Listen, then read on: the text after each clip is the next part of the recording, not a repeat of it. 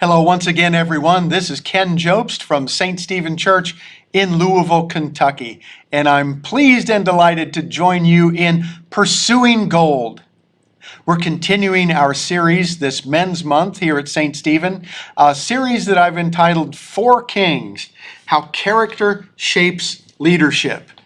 And we're taking a look at four of the good kings of Judah that are mentioned in the biblical book of 2 Chronicles. You'll recall that the United Kingdom in Israel, the United Kingdom was governed by, first of all, King Saul, and then King David, and then King Solomon. After Solomon, the northern 10 tribes split from the southern 2 tribes. You had the kings then of the northern kingdom of Israel, and they were all evil kings, 19 evil kings. You had 20 kings in Judah. Of those 20 kings, 8 of the 20, it is said that they were following the way of the Lord their God, and that they walked after the Lord their God, and that they were good kings. Today we're going to take a look at the good king Joash. But as I mentioned earlier, even with all of these good kings, they still had character flaws that kept them from finishing well.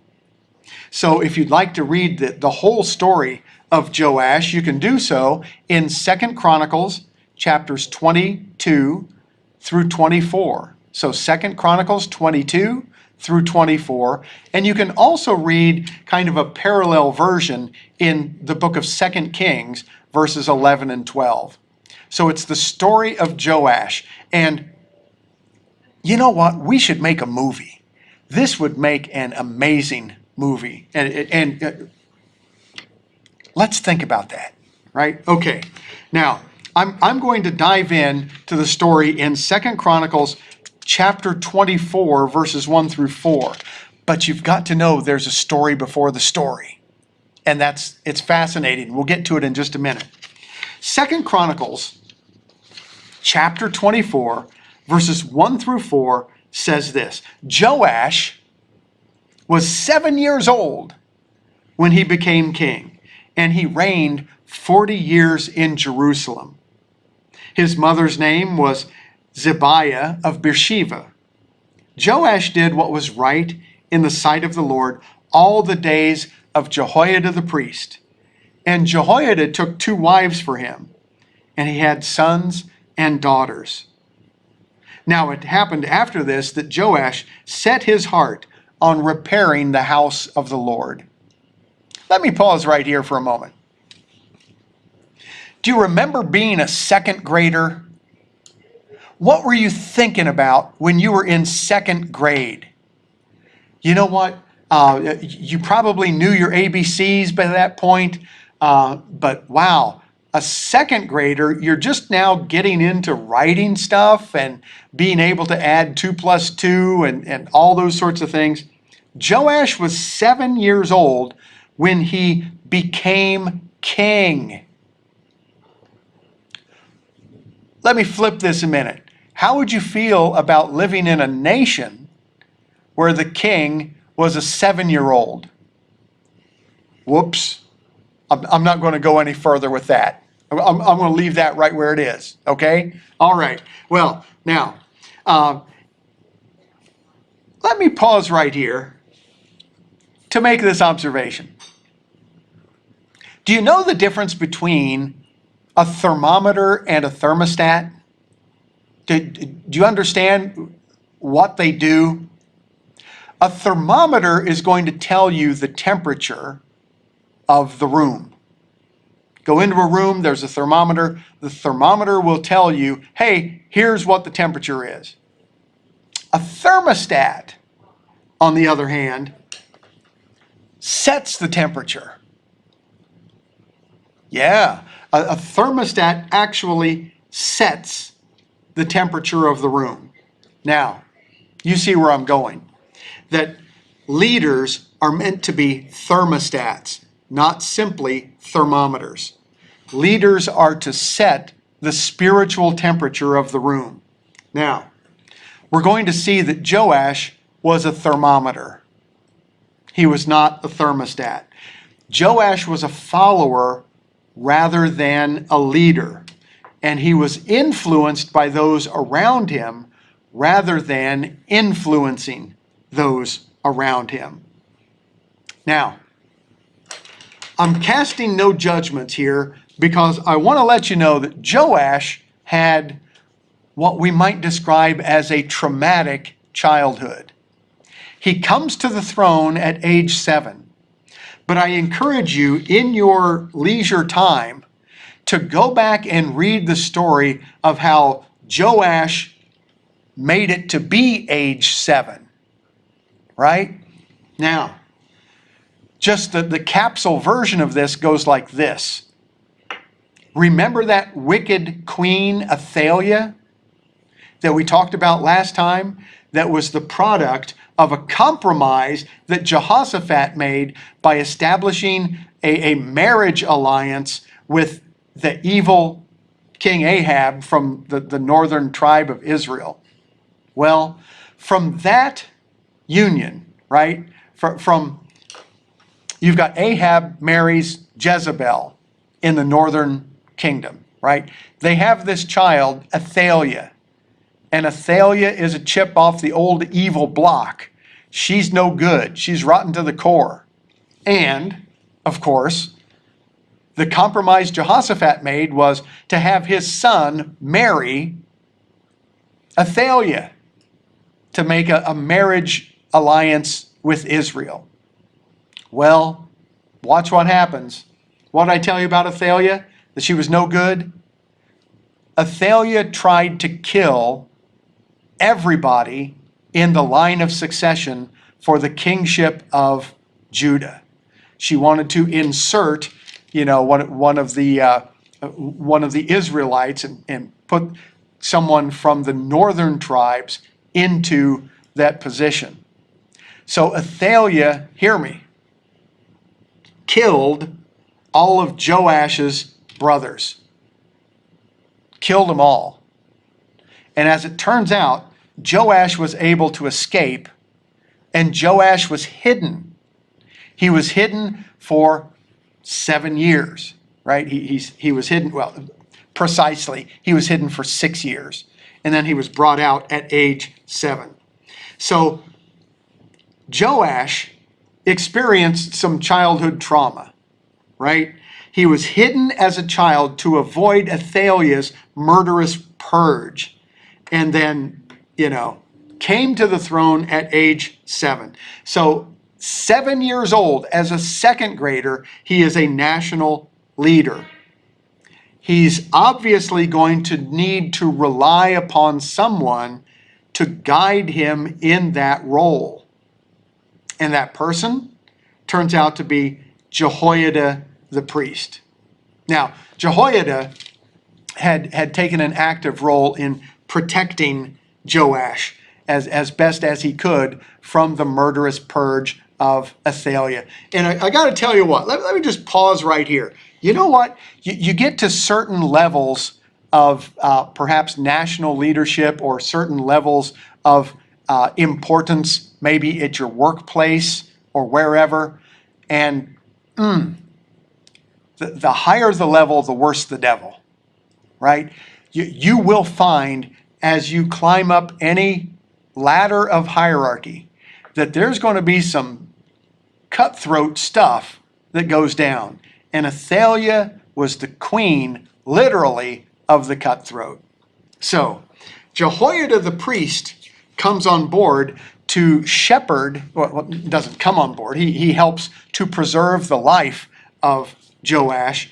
And then at age 7, Joash is brought forward as the king, and Athaliah, by the way, Athaliah dies. Athaliah is killed. So Joash becomes the king. Now, I want us to go back to verse 2 in 2 Chronicles chapter 24. We need to go back to verse 2 for just a moment because the key to the whole thing is right there in verse 2. Verse 2 reads, Joash did what was right in the sight of the Lord all the days of Jehoiada the priest.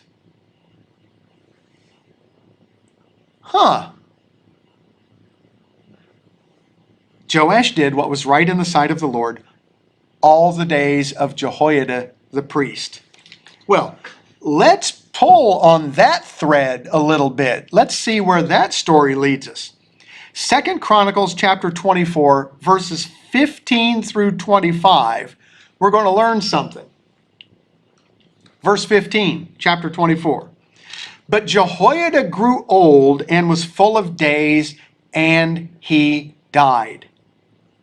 He was 130 years old when he died, and they buried him in the city of David among the kings, because he had done good in Israel, both toward God and his house. All right. Now, verse 17. Now, after the death of Jehoiada, the leaders of Judah came and bowed down to their king. I'm going to pause right there. But as we continue, I want to make it clear that, sure enough, Joash had a rough childhood. But at age 7, he rises to be the king of Israel. And what's the first thing that this 7-year-old king sets his mind and his heart and the power of his office toward? Verse 4 of chapter 24 says, Now it happened that after this, Joash set his heart on repairing the house of the Lord. So Joash arises, ascends to the throne, and watch what he does. This is why he's called one of the good kings of Judah. He restored, he rebuilt, and he reinforced the temple. That's great. You know, and as you read the entirety of chapter 24 on your own, you'll see that Joash restored the temple. He made sure that the temple was reopened. He rebuilt parts of the temple, and then he reinforced the temple so it wouldn't, collapse later on. He did great work for the presence of God among his people. Then, the next step that Joash applied himself to was, along with Jehoiada the priest, he established a fundraising program for the temple. He helped establish an endowment for the temple, is what we would say. That he helped establish an income revenue stream to keep the temple operating. So those are two wonderful things, right? He reopened, he reinforced, he repaired the temple. That's all to the glory of God. And he established a revenue stream that would ensure that the ministry of the temple could continue for years to come. He did that stuff. And for that, he did what was right in the sight of the Lord. Now, though, remember, Joash did what was right in the sight of the Lord all the days of Jehoiada. But what's going to happen after Jehoiada's off the scene? Jehoiada dies at the ripe old age of 130. God bless you, Jehoiada. But after his death, the political leaders come around. They bow down to the king, and the king listens to them. Because remember, watch, his guide is already dead. Verse 18, therefore they left the house of the Lord Therefore they left the house of the Lord God of their fathers? Wait a minute. Joash had just reestablished the house of the Lord God of their fathers. Joash had just done all this stuff to open the temple and make sure it was still running. But therefore they left, the leaders of Judah, therefore they left the house of the Lord God of their fathers and served wooden images and idols. And wrath came upon Judah and Jerusalem because of their trespass. Yet he sent prophets to them to bring them back to the Lord, and they testified against them, but they would not listen. Then the Spirit of God came upon Zechariah, the son of Jehoiada the priest. Remember, Jehoiada, the priest, has died. He was 130 years old. But now the Spirit of God comes upon Zechariah, the son of Jehoiada the priest, who stood above the people and said to them, Thus says God, why do you transgress the commandments of the Lord so that you cannot prosper? Because you have forsaken the Lord, he has also forsaken you. So they conspired against him. And, listen, at the command of the king, they stoned him with stones in the court of the house of the Lord. Thus, Joash the king did not remember the kindness with which Jehoiada his father had done to him, but killed his son, and as he died, he said, The Lord look on it and repay. Now, just so we're all on the same page, Joash ordered the stoning execution of the son of Jehoiada, his mentor. Wow, that's a pretty quick turnaround from being somebody who did what was right in the sight of the Lord. So it happened in the spring of the year that the army of Syria came up against him, and they came to Judah and Jerusalem and destroyed all the leaders of the people from among the people, and sent all their spoil to the king of Damascus. For the army of the Syrians came with a small company of men, but the Lord delivered a very great army into their hand, because they had forsaken the Lord God of their fathers. Once again, right? The Syrians came with a little army, and God delivered the big army of Judah into their hands. Why? Because they had forsaken the Lord their God. So they executed judgment against Joash. And when they had withdrawn from him, for they left him severely wounded. Right? In the battle, Joash is severely wounded in the battle. All of his troops withdrew from him, right? His own servants conspired against him because of the blood of the sons of Jehoiada the priest, and killed him on his bed. So he died. And they buried him in the city of David, but they didn't bury him in the tombs of the kings. Woo! Mercy. See what's going on there? Joash's own servants conspired to assassinate him after he killed the son of Jehoiada the priest, who had looked out for him ever since he was a toddler. Now, mercy. So here's the deal, right? All the days of Jehoiada, when Jehoiada was there to guide him, Joash did fine.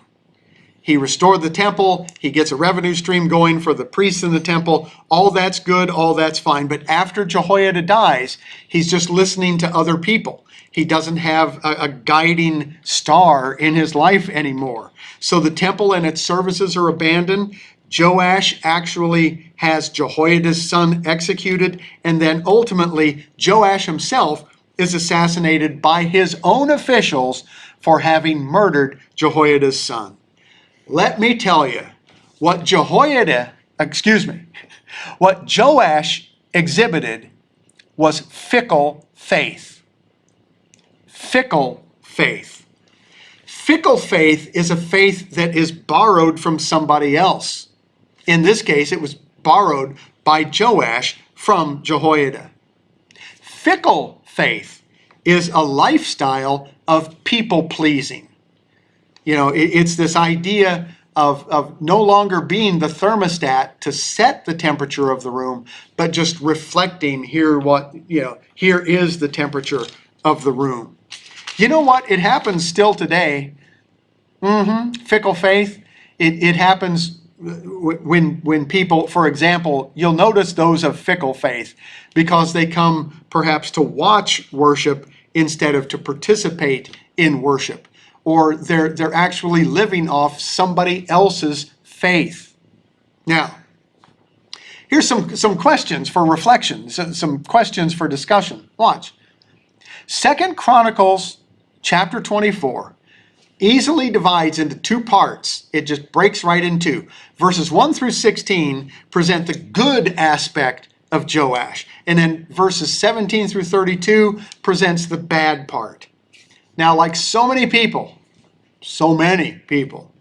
Joash started out strong, but he didn't finish well. So, what do you see as the major positive accomplishment of Joash's life? What's the major thing he did well? And then what's the major thing that led to his downfall? A second question is this. Go to the first book of the New Testament. Go to the Gospel of Matthew, chapter 1 and verse 8. In Matthew chapter 1, we have the genealogy of Jesus. And the genealogy of Jesus, is laid out. Jesus comes down through the 42 generations. And that middle chunk is a listing of the kings through which the line of Jesus passes. Pay particular attention to verse 8. Do you see Joash's name in verse 8? No? That's right. Joash is passed over in the genealogy. Joash's name is not mentioned in the genealogy of Jesus. You know what? Sometimes our actions can have an impact many, many years later. And the omission of Joash's name from the genealogy of Jesus is no accident. Right? Okay. Now, a third thing to consider. Joash was obviously influenced by a very, very strong religious leader, Jehoiada.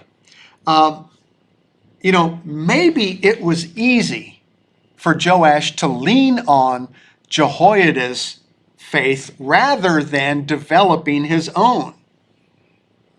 Let me ask, what do we know about Joash's prayer life? Nothing. What do we know about Joash's knowledge of the Bible for himself? Nothing. Right? What then are the dangers of becoming overly reliant upon a religious leader? And, that might be certainly in a church, but also within a family. If you happen to have someone in your family who is particularly devout or particularly pious, sometimes then the spiritual weight of the entire family can rest upon that person. And nobody else in the family reads their Bible. Nobody else in the family cultivates a life of prayer because they just assume that, Mama's got it. Somebody else has got it. What's the danger of leaning too much on someone who is spiritually strong? And then finally, final question for reflection and discussion. Joash's, positive work did not last. It didn't last. Like the dirt on Jehoiada's grave hasn't even settled yet, and all of the work of Joash is kind of, gone. What might Joash have done to bring deep and lasting change to his community? That's a good question. Well, hey, I'll leave you guys for a moment to discuss and reflect and consider this particular passage. But once again, Joash facing fickleness, the character flaw that derailed him, having started out as being walking in the footsteps of God, somehow he got derailed. Fickle faith was at the core. Hey, I'll let you get on with it. Until next time, this is Ken Jobst in Louisville, Kentucky for the Pursuing God and Pursuing Gold Sunday school class. I'll see you next time. God bless. Take care. Bye-bye.